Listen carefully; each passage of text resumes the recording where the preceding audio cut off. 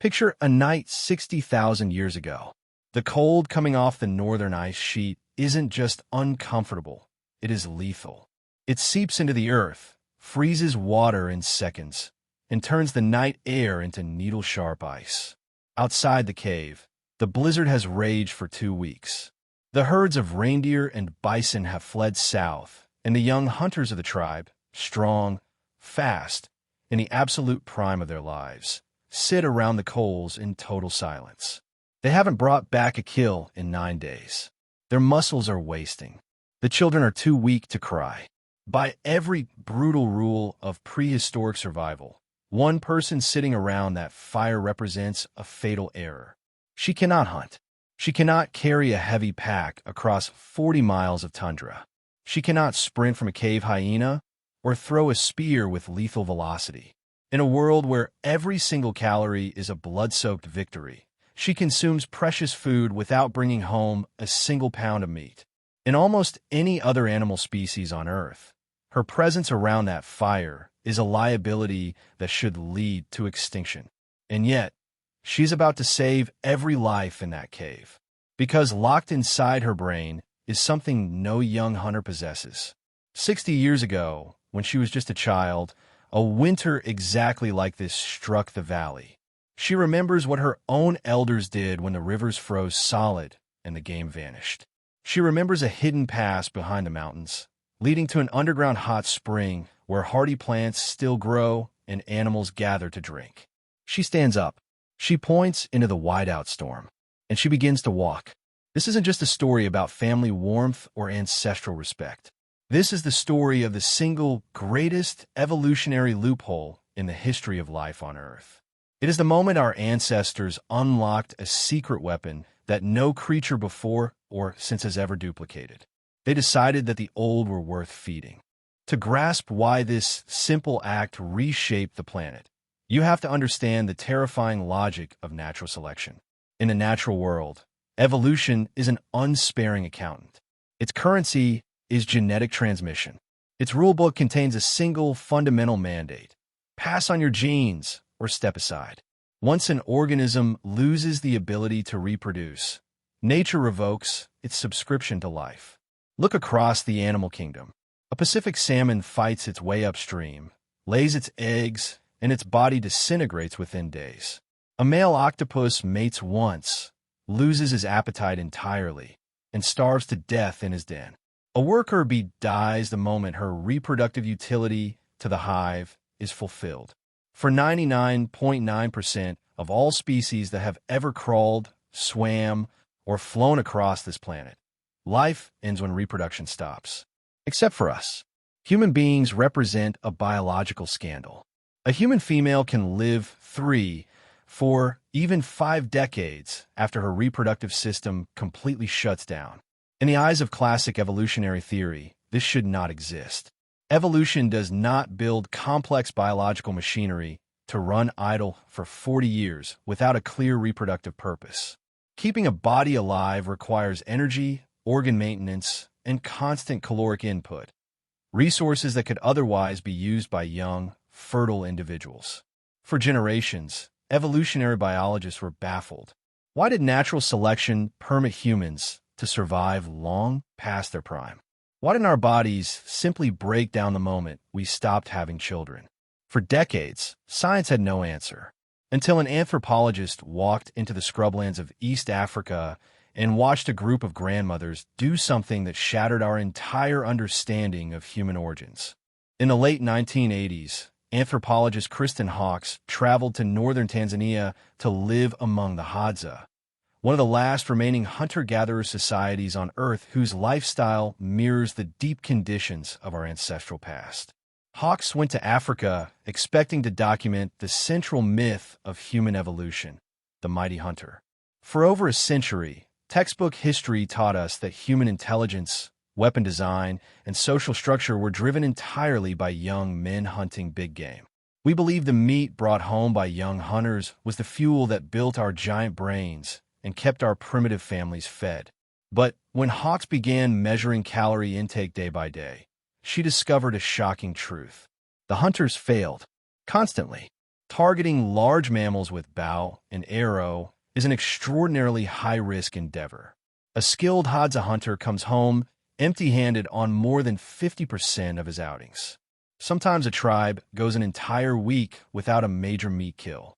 If survival depended solely on the hunters, ancient human tribes would have starved to death twice a month. So who was actually keeping the children alive? Who provided the steady, reliable stream of daily calories that prevented mass starvation? It wasn't the young men. It wasn't even the young mothers, who were constantly encumbered by nursing infants. It was the grandmothers. While the young men were out pursuing elusive game, the older women were out in the bush for 8 hours a day. Armed with heavy wooden digging sticks, they labored in the blistering sun, cracking open rock-hard clay to harvest deep underground tubers, fibrous, energy-dense roots buried 2 to 3 feet below the surface. These tubers were impossible for young children to extract and too labor-intensive for nursing mothers. But the grandmothers had the time, the strength, the technique, and the unmatched spatial memory to find them in the dry season. And what Hawks realized next transformed anthropology forever. When a grandmother feeds her grandchildren, she does something no other animal on Earth can do. She unlocks her daughter's reproductive potential.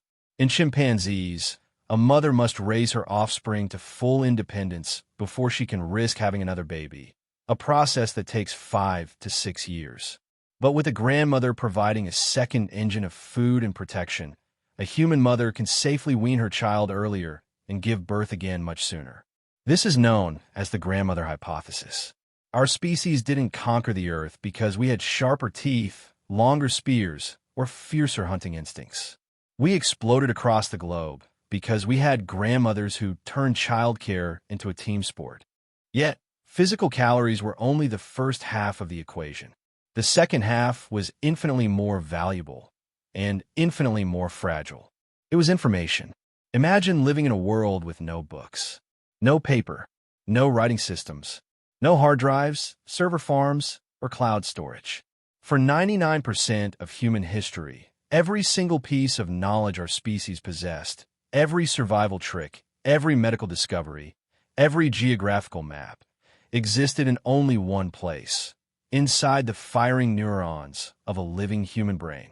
If your tribe had no old people, your collective memory was reset every 25 years. Consider what that meant in the brutal reality of the Pleistocene. A young adult knows how to survive a normal year. They know where the water flows in spring, where the berries ripen in summer, and where the herds migrate in autumn. But what happens when a once-in-a-lifetime calamity strikes? What happens when a mega-drought dries up every river for 300 miles? What happens when a volcanic ash cloud blocks the sun for 3 years, killing off the primary vegetation? What happens when a strange, toxic mold infects the local nut trees? A tribe of 20-somethings panics. They have no reference point. They make fatal mistakes, eat the wrong plants, march into dead-end deserts, and vanish from history without a trace. But a tribe with a 60-year-old elder carries a secret weapon. The elder remembers. They remember the story their own grandfather told them by the fire 50 years ago. They know that when the main river dries up, you trek 3 days east toward the Blue Mountains, where an underground aquifer seeps through the limestone. In deep prehistory, an elder wasn't just a beloved family member. An elder was a living hard drive. And when an old person died before passing on their knowledge, it wasn't just a personal loss. It was a library burning to the ground. For decades, critics argued that this was all speculative storytelling. They asked, where's the hard archaeological evidence? Can we actually prove that old people became more common at a specific moment in human history? In 2004, paleoanthropologist Rachel Caspary provided the answer: hidden inside ancient teeth. Teeth are nature's clock. Because prehistoric diets consisted of tough meat, gritty roots, and coarse seeds, human teeth wore down at a steady, predictable rate throughout a person's life. By measuring the wear patterns on fossilized molars, scientists can determine whether an ancient individual died as a young adult or lived long enough to become a grandparent. Dr. Kasperi analyzed hundreds of fossilized teeth from different epochs of human evolution, stretching from early Australopithecus through Homo erectus, up to Neanderthals and early modern Homo sapiens. She calculated the ratio of young adults to old adults across 3 million years. And what she found was breathtaking. For millions of years, living to old age was a statistical anomaly. The vast majority of human ancestors died in their teens or 20s.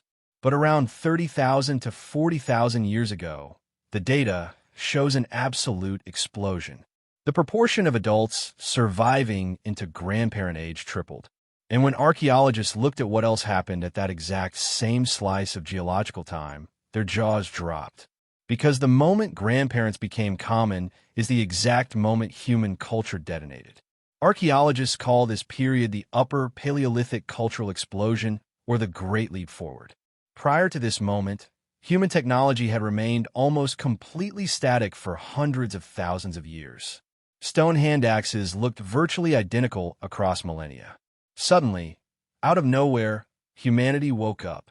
We see the first magnificent cave art, painted with deep shadow and perspective. We find carved ivory flutes played around fires. We find specialized bone needles that allowed humans to stitch windproof, layered cold-weather clothing. We find long-distance trade networks carrying sea shells hundreds of miles inland. Why did human creativity explode so suddenly? Because for the first time in history, human knowledge didn't die with the individual. Knowledge could finally stack. An elder could teach a young adult a complex stone knapping technique. The young adult could refine it, pass it to their children, and build upon it. Generations stacked upon generation, brick by brick, creating the cumulative culture that would eventually build cities, launch ships, and reach the stars. This brings us to one of the most haunting mysteries in the story of human origins. What happened to our lost cousins, the Neanderthals? For over a century, popular culture depicted Neanderthals as dim-witted brutes, knuckle-dragging cavemen who were simply too dumb to compete with us. Modern science has completely shattered that myth. Neanderthals were highly sophisticated. They possessed brains slightly larger than our own. They controlled fire, crafted complex stone blades using birch bark pitch glue, buried their dead with care, and survived the brutal, frozen hellscapes of Ice Age Europe for over 300,000 years.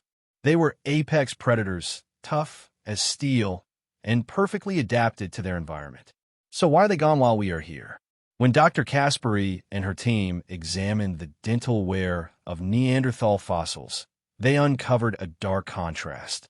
Neanderthals had far fewer older individuals in their populations compared to the modern humans who migrated into Europe. Reaching 40 was an extreme rarity for a Neanderthal. Their strategy for survival was built on raw, physical power and close-quarters confrontation with giant game like mammoths and woolly rhinos. Neanderthal skeletons are littered with healed fractures. Their bones look like the medical records of professional rodeo riders. They live hard, fast, dangerous lives, and they died young. And that physical intensity was their fatal flaw. When a Neanderthal group lost its master toolmaker or its most experienced tracker in a hunting accident at age 25, all of that individual's hard-won expertise vanished in a single afternoon. They had few elders to hold the deep history of the landscape, few grandmothers to dig roots during lean winters, and few teachers to pass specialized crafts across generations. They were just as smart as us as individuals. But as a collective, their knowledge kept resetting. When the climate shifted erratically 40,000 years ago, modern humans arrived carrying 40 years of accumulated ancestral knowledge in the brains of their elders. The Neanderthals, living in small, isolated, short-lived family groups, simply couldn't compete with a species that had mastered memory. In the end, the species that remembered survived. The species that forgot vanished into the ice. If you think this long-life strategy is unique to land-dwelling humans, look to the open oceans. On the entire planet Earth, there are only 5 species known to undergo menopause and live for decades after their reproductive period ends. Humans and 4 species of toothed whales, most notably orca killer whales. And the parallels are eerie. Marine biologists tracking killer whale pods off the coast of the Pacific Northwest noticed a striking pattern during years when Chinook salmon populations collapsed. The pods that survived periods of extreme famine were overwhelmingly led by old matriarchs, females who were well past 60 or 70 years old, long after they had stopped having calves. These old matriarchs remembered the routes to secret, deep-water hunting grounds that hadn't been needed for 30 years. They led their children and grandchildren through complex coastal fjords directly to food when younger whales had no idea where to turn. Statistical tracking revealed that when a pod's old matriarch dies, the chance of her adult sons dying in the following year spikes by over 300%. In the cold expanse of the Pacific, just as on the frozen steppes of the Ice Age, nature operates under a singular truth. Where survival depends on rare, long-term memory, the old are priceless. At this point, you might be asking yourself, wait a minute, haven't we always been told that ancient humans all died by age 30? This is one of the most persistent myths in human history, and it is rooted in a fundamental misunderstanding of statistics. When historians say that the average life expectancy in prehistory was 30 years, they're talking about life expectancy at birth, an average heavily distorted by infant mortality. In ancient times, before modern medicine, sterile environments, and antibiotics, up to 40% of human babies died before their 5th birthday from infections, high fevers, or birth complications. If you have 10 people and 5 die as newborns while 5 live to age 60, the average lifespan of that group is 30. But almost nobody actually died at 30. If an ancient human managed to survive the high-risk gauntlet of early childhood and reach age 20, their odds of living into their 50s, 60s, or 70s were surprisingly high. The grandparents were always there. They were not modern anomalies created by modern medicine. They're the ancient biological architecture that allowed us to survive long enough to invent modern medicine in the first place.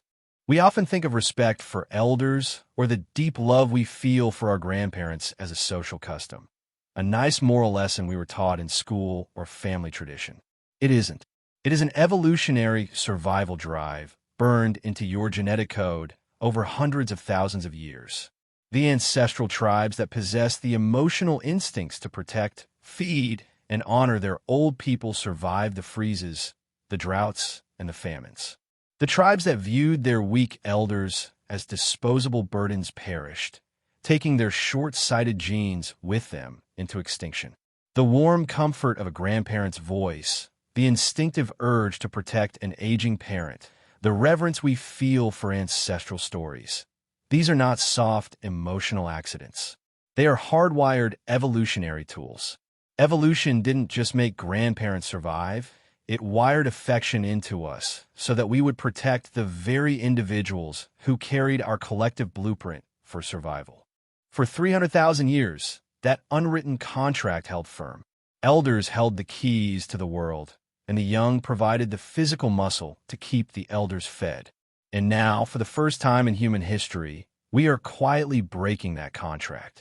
In just 2 short generations, we have replaced our living libraries with glowing glass screens. If we need to know how to navigate a valley, cure an illness, build a shelter, or make sense of a crisis, we don't ask an elder. We consult an algorithm. In many ways, that is an astounding technological triumph. The collective knowledge of humanity is now accessible to billions in a fraction of a second. But in that rapid shift, we have turned a law of human nature on its head. In modern society, the old are often pushed to the margins, forgotten in isolated facilities, treated as if their lived experience is an outdated software update. Yet there are things an algorithm can never store. A search engine cannot give you the look in a grandmother's eyes as she recalls surviving a war. It cannot pass down the quiet weight of character forged through 60 years of heartbreak, failure, resilience, and triumph. It cannot teach you who you are or where you came from. That knowledge does not live in cloud servers. It lives in people. And when those people are gone, that knowledge vanishes forever. Which brings us all the way back to that nameless woman around the fire 60,000 years ago.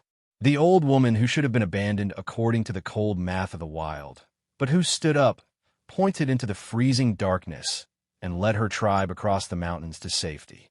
You're sitting here today watching this because her memory held out. Every breath you take, every thought you think, every word you speak is the continuation of an unbroken relay race that has been running through the dark for hundreds of thousands of years. And the baton was passed from hand to hand, generation to generation, by the grandmothers and grandfathers who refused to let the fire die.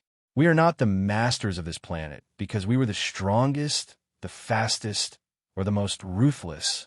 We are here because, in a world ruled by muscle and blood, we were the only species that chose to remember.